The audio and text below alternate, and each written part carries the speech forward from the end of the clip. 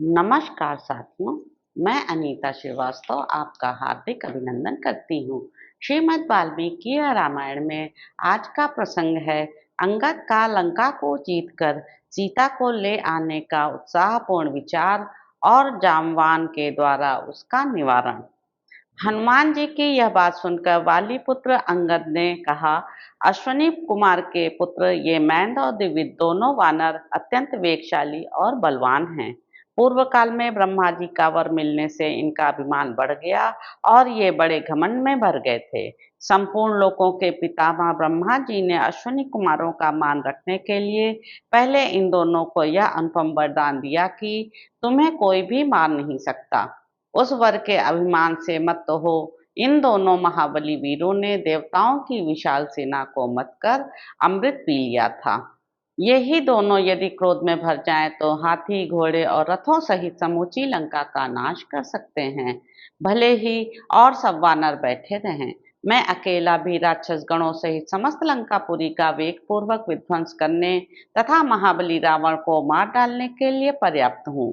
फिर यदि संपूर्ण अस्त्रों को जानने वाले आप जैसे वीर, बलवान, शुद्धात्मा, शक्तिशाली और विजयाभिलाषी वानरों की सहायता मिल जाए तब तो कहना ही क्या है।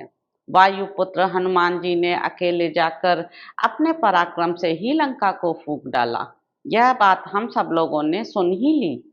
आप जैसे ख्यातनामा पुरुषार्थी वीरों के रहते हुए मुझे भगवान श्री राम के सामने यह निवेदन करना उचित नहीं जान पड़ता कि हमने सीता देवी का दर्शन तो किया किंतु उन्हें ला नहीं सके।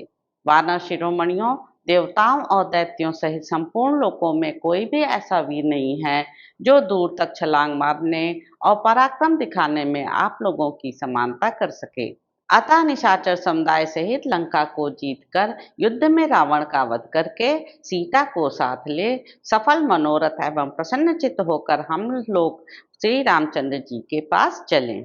जब हनुमान जी ने राक्षसों के प्रमुख वीरों को मार डाला है, ऐसी परिस्थिति में हमारा इसके सिवा और क्या कर्तव्य हो सकता है कि हम जनक नंदिनी सीता को साथ लेकर ही चलें।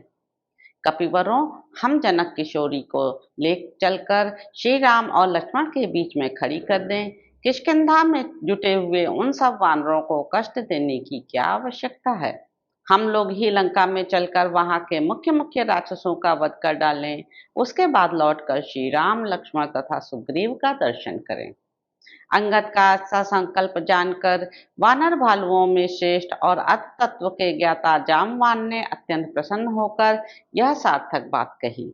महाकपे, तुम बड़े बुद्धिमान हो, तथापि इस समय जो कुछ कह रहे हो यह बुद्धिमानी की बात नहीं है, क्योंकि वानर राज सुग्रीव तथा परम बुद्धिमान भगवान श्री राम ने हमें उत्तम दक्षिण दिशा में केवल सीता को खोजने की आज्ञा दी है, साथ ले आने की नहीं। यदि हम लोग किसी तरह सीता को जीतकर उनके पास ले भी चलें तो निश्चय श्री राम अपने कुल के व्यवहार का स्मरण करते हुए हमारे इस कार्य को पसंद नहीं करेंगे। राजा श्री राम ने समस्त वानर वीरों के सामने स्वयं ही सीता को जीत कर लाने की प्रतिज्ञा की है, उसे वे मिथ्या कैसे करेंगे।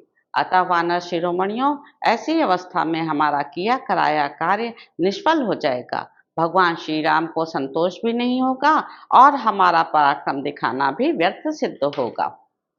इसलिए हम सब लोग इस कार्य की सूचना देने के लिए वहीं चलें जहां लक्ष्मण सहित भगवान श्री राम और महातेजस्वी सुग्रीव विद्यमान हैं। राजकुमार, तुम जैसा देखते या सोचते हो यह विचार हम लोगों के योग्य ही है। हम इसे न कर सके ऐसी बात नहीं है, तथापि इस विषय में भगवान श्री राम का जैसा निश्चय हो उसी के अनुसार तुम्हें कार्य सिद्धि पर दृष्टि रखनी चाहिए। तो इस प्रकार साथियों, सुंदरकांड में निहित 60वां सर्ग यहाँ पर समाप्त होता है। इसके अगले अंक में आप जानेंगे कि वानरों का वध वन में जाकर वहां के मधु एवं फलों का मनमाना उपभोग करना और वन रक्षक को घसीटना। तो अब आपसे अगले अंक में मुलाकात होगी। मेरे YouTube चैनल संवाद विद अनीता को लाइक करें, शेयर करें, सब्सक्राइब करें। धन्यवाद साथियों।